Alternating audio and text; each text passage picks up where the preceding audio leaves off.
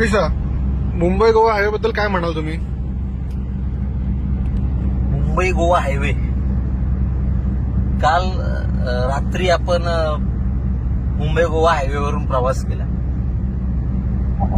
रस्ता आता ते बोलतात त्या पद्धतीने डिसेंबर पर्यंत होईल कदाचित, पण ज्या उद्देशाने गडकरी साहेबांनी जेएम म्हात्रे या कंपनीकडे या रस्त्याचं काम दिलेलं, त्यामागे जेएम म्हात्रे कंपनीचा भूतकाळात त्यांनी जे चांगले रस्ते बनवलेत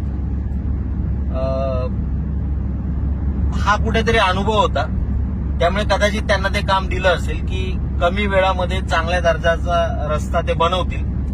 परंतु दुर्दैवाने सांगतो, ज्या क्वालिटीचा रस्ता या कंपनीने बनवलेला आहे, पुढची अनेक वर्ष कोकणवासियांना भोगावं लागणार आहे. कारण रस्ता तर पूर्ण होणार, परंतु त्याच्यावर ज्या पद्धतीने गाडी आपटते कॉन्क्रीट वरती, त्याला अजिबात लेव्हल नाहीये. आता तुम्ही बघता ना, आता आपण अटल सेतूवरून चाललेलो आहोत. हा संपूर्ण अटल सेतू हा डांबराचा बनवलेला आहे. डांबराची क्वालिटी इतकी सुंदर आहे की गाडी या रस्त्यावरती अजिबात हालत नाहीये.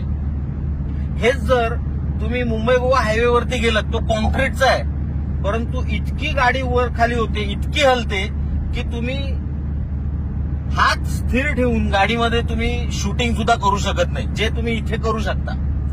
क्वालिटीमध्ये हा फरक आहे. डांबरी रस्ता जरी तिकडे बनवला असता सरकारने, तरी आम्हाला चालला असता.